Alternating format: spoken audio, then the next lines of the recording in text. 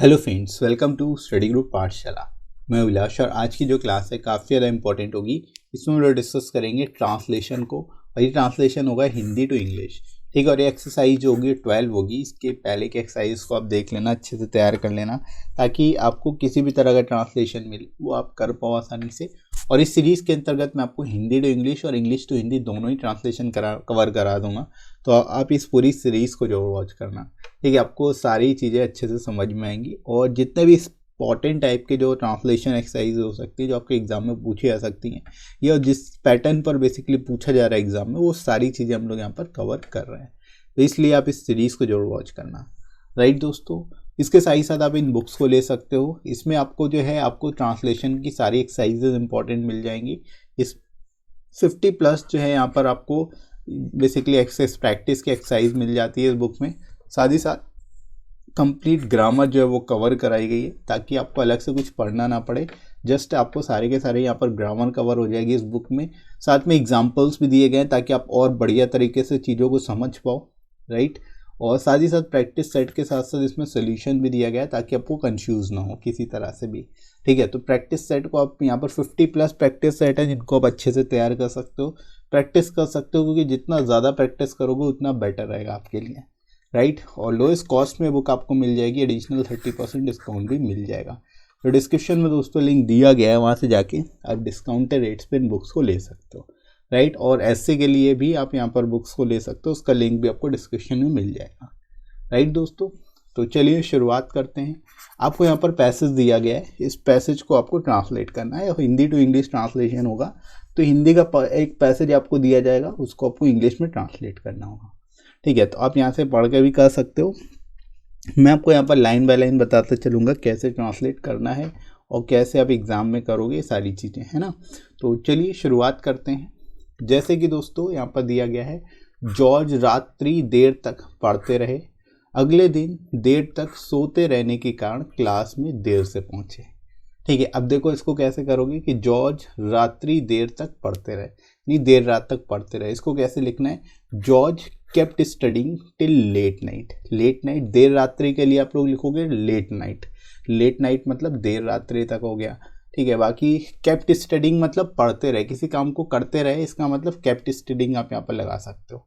ठीक है, तो कीप स्टडिंग का मतलब लगातार किसी काम को करते रहना, उसको कीप करके, जैसे कीप गोइंग यानी लगातार करते रहो, कीप गोइंग बोलते हैं। ठीक है, कीप वॉचिंग मतलब लगातार देखते रहो, वैसे ही कीप स्टडिंग मतलब लगातार पढ़ते रहो। तो यहाँ पर सेंस आ रहा है कि लगातार पढ़ते रहे। तो जॉर्ज केप्ट वॉचिंग, यहाँ पर केप्ट लिखा है यानी सेकेंड फॉर्म लगी है, इसका मतलब पढ़ते रहे। ठीक है, तो George kept studying till late night. ठीक है, यहाँ पर हो जाएगा इतना। इसके बाद दिया है, अगले दिन देर तक सोते रहने के कारण क्लास में देर से पहुंचे। तो द नेक्स्ट डे, अगले दिन के लिए हम लोग लगा सकते हैं टुमारो या फिर द नेक्स्ट डे। तो द नेक्स्ट डे से आप शुरुआत कर सकते हो। He arrive late in the class. ठीक है, लेट पहुंचे यानी लेट अराइव किया उन्होंने। He arrive late in the class, arrive का मतलब पहुंचना होता है। ठीक है, तो किस वजह से पहुंचे थे, सोते रहने के कारण, देर तक सोते रहने के कारण। तो बिकॉज ऑफ स्लीपिंग लेट, लगातार स्लीप, ज़्यादा देर तक सोते रहने के कारण वो देर से पहुंचे, तो बिकॉज ऑफ स्लीपिंग लेट आप लिख सकते हो। ठीक है, ब्लैक बोर्ड पर टीचर ने 2 सवाल लिखे थे। अब इसको कैसे ट्रांसलेट करेंगे कि ब्लैक बोर्ड पर टीचर ने 2 सवाल लिखे थे, तो द टीचर रोट 2 क्वेश्चंस। ठीक है, अब लिखे थे पास्ट में चला गया, पास्ट में हम लोग राइट का सेकेंड फॉर्म लिखेंगे रोट, तो the teacher wrote 2 questions on the blackboard. ठीक है, तो 2 क्वेश्चन जो है टीचर ने ब्लैक बोर्ड पे लिखे, इसको सिंपली आप लिख लोगे the teacher wrote 2 question on the blackboard. Right, इसके बाद देखो, जॉर्ज ने उन्हें कॉपी में उतार दिया और कई घंटों की मेहनत के बाद उन्होंने उस सवाल को हल कर दिया। ठीक है, तो सबसे पहला काम क्या किया, जॉर्ज ने उन्हें कॉपी में उतार लिया, तो जॉर्ज कॉपीड देम। ठीक है, जॉर्ज ने कॉपी कर लिया उनको, मतलब कॉपी में उतार लिया, और कई घंटों की मेहनत के बाद उन्होंने उन सवालों को हल कर दिया। ठीक है, एंड आफ्टर सेवरल आवर्स, कई घंटों बाद यानी several hours of hard work, यानी कई घंटों की मेहनत के बाद, तो आप लिखोगे several hours of hard work, he solve those question. ठीक है, उन्होंने उन सवालों को हल कर लिया, उनके लिए हम लगाएंगे यहाँ पर दोज, तो ही सॉल्व दोज क्वेश्चंस। ठीक है, तो इस तरह से आप इसको जो है इस सिंपल पैराग्राफ को ट्रांसलेट करोगे और आई होप आप लोग बारीकियों को समझ पा रहे होंगे, पास्ट कहाँ पर यूज़ होगा, प्रेजेंट कहाँ पर यूज़ होगा, थोड़ा सा आपको ध्यान रखना पड़ेगा, राइट। आगे बढ़ते हैं। बाद में पता चला कि टीचर ने उन प्रश्नों के बारे में बताया था कि आइंस्टाइन भी इन सवालों को हल नहीं कर पाए थे। ठीक है, अब इसको कैसे करेंगे कि बाद में पता चला, तो लेटर इट वॉज रिवील्ड या फिर नोन। बाद में पता चला, रिवील्ड, डिस्कवर्ड भी आप लिख सकते हो, लेटर इट वॉज डिस्कवर्ड, ऐसा आप जानने में आया। ठीक है, आप यहाँ पर अपने हिसाब से कोई भी अपने हिसाब से यहाँ पर वर्ब लिख सकते हो, चाहे रिवील लिखो चाहे नोन लिखो। ठीक है, तो लेटर इट वॉज रिवील्ड या फिर later it was known that, यहाँ तक हो गया कि चला कि टीचर ने उन प्रश्नों के बारे में बताया था कि आइंस्टाइन भी इन सवालों को हल नहीं कर पाए थे। ठीक है, तो that the teacher had told that, यानी टीचर ने बताया था even Einstein could not solve these questions. ठीक है, यानी कि आइंस्टाइन भी इन सवालों को सॉल्व नहीं कर पाए थे लगा हुआ, इसलिए आप कैन का जो है यहाँ पर पास्ट फॉर्म कुड लगाओगे। ठीक है, तो ध्यान रखना है क्योंकि सॉल्व नहीं कर पाए थे, है ना, तो could not solve these question ये लगेगा। इसके बाद देखो, जॉर्ज ने यह बात सुनी नहीं थी। ठीक है, जॉर्ज को ये बात नहीं पता थी, जॉर्ज ने ये बात नहीं सुनी थी, दोनों का सेंस सही है।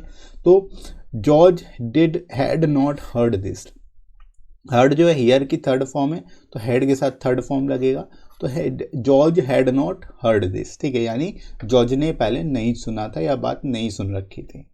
यदि सुन ली होती तो इन सवालों को हल नहीं कर पाते क्योंकि उनकी सोच का दायरा सीमित हो जाता। ठीक है, अब इसको कैसे करेंगे कि इफ़ ही हैड लिसन्ड, यानी उन्होंने अगर इस बात को सुन लिया होता, इस बात को पहले से सुन रखा होता, तो he would not have solve these question, तो इन सवालों को सॉल्व नहीं कर पाते, because he would have narrowed the scope of their thinking, क्योंकि उनकी जो सोच का दायरा था वो सीमित हो जाता।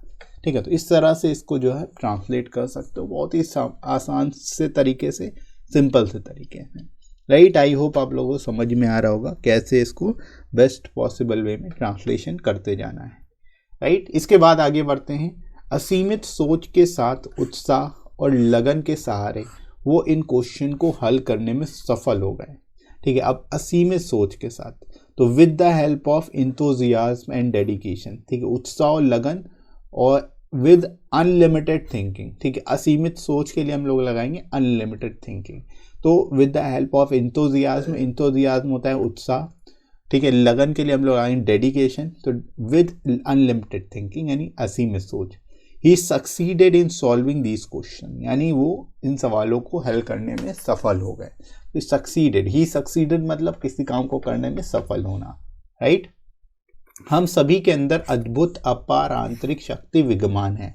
इसको कैसे लिखेंगे कि we all have, we all have मतलब हमारे अंदर कुछ है, तो वी ऑल हैव। ठीक है, amazing immense inner power, amazing यानी अद्भुत, अपार मतलब इमेंस मतलब बहुत ज़्यादा, आंतरिक शक्ति के लिए इनर पावर। ठीक है, तो ये इस तरह से आपको थोड़ा शब्दों का भी ध्यान रखना है, जैसा जो शब्द लगा है उसके हिसाब से उसको आपको ट्रांसलेट भी करना पड़ेगा।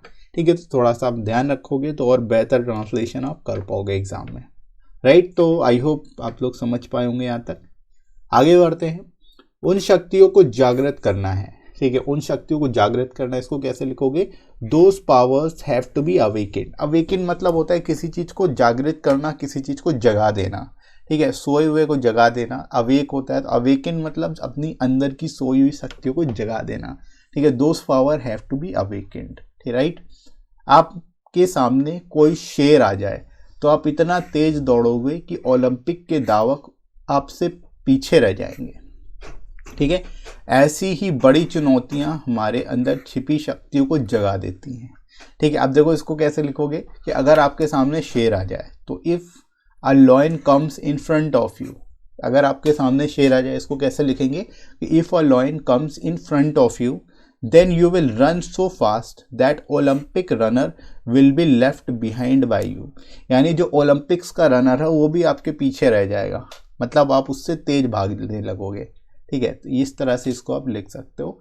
उसके बाद देखो, ऐसा ही बड़ी चुनौतियां हमारे अंदर छिपी शक्तियों को जगा देती हैं।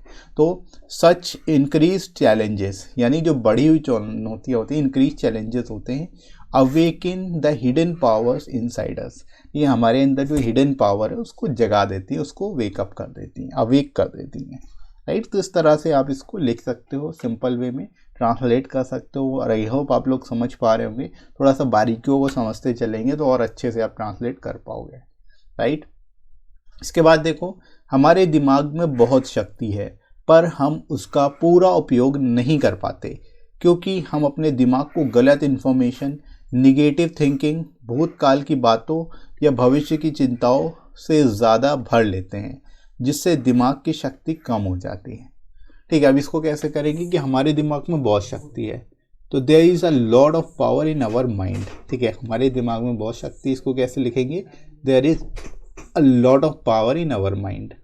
ठीक है, पर हम उसका पूरा उपयोग नहीं कर पाते, but we are not able to make full use of it. हम उसका पूरा योग नहीं कर पाते। आप कैसे लिखोगे कि we are not able to make full use of it. ठीक है, क्योंकि हम अपने दिमाग को गलत इन्फॉर्मेशन, निगेटिव थिंकिंग और भूतकाल की बातों या भविष्य की चिंताओं से भर देते हैं। ठीक है, क्योंकि because we fill our mind with wrong information. ठीक है, गलत इन्फॉर्मेशन मतलब गलत, निगेटिव या फिर रॉन्ग इन्फॉर्मेशन, निगेटिव थिंकिंग यानी निगेटिव थिंकिंग या भूतकाल की बातों तो, और टॉक्स ऑफ पास्ट और फ्यूचर कंसर्न यानी भविष्य की चिंताओं के लिए हम लिखेंगे फ्यूचर कंसर्न्स। ठीक है, तो फिर से एक बार समझ लीजिए, because we fill our mind, हम अपने दिमाग को भर देते हैं किससे किससे, with wrong information, negative thinking और टॉक ऑफ द पास्ट और फ्यूचर कंसर्न। ठीक है, which reduces the power of the brain. ठीक है, जिससे दिमाग की शक्ति कम हो जाती है। ठीक है, which reduces the power of the brain, right. तो इस तरह से आप सेंटेंस को पढ़ते जाएं, ब्रेक करते जाएं और ट्रांसलेशन करते जाएं। जहाँ जहाँ पे पंक्चुएशन यूज़ हुई है उसको थोड़ा सा आपको ध्यान रखना पड़ेगा, बाकी आप सिंपल लिखते चले जा सकते हैं ऐसे ही ब्रेक करते। ठीक है, तो जो ज़्यादा बड़े सेंटेंस होते हैं उसको आपको इसी तरह से ट्रांसलेट करना है, राइट। और आई होप आप लोग समझ पा रहे होंगे कैसे करोगे, राइट दोस्तों। तो आई होप आपको समझ में आया होगा आज की क्लास में कि कैसे आप लॉन्ग टर्म ट्रांसलेशन करोगे, और थोड़े से रियल लाइफ एग्जांपल्स अगर बेस्ड आ जाते हैं तो उनको भी कर पाओगे, राइट। तो इसी तरह से आप सारे ही जितनी भी सीरीज़ को देखिएगा, सारे वीडियोस को देखिएगा तो आपको और अच्छे से समझ में आएगी चीज़ें, राइट। इसके साथ ही साथ आप टेलीग्राम चैनल को ज्वाइन कर लेना है, इस पर आपको सारी इंपॉर्टेंट PDFs मिल जाएंगी, क्लासेस की नोटिफिकेशन भी मिल जाएगी ताकि आपकी कोई भी क्लास मिस ना हो।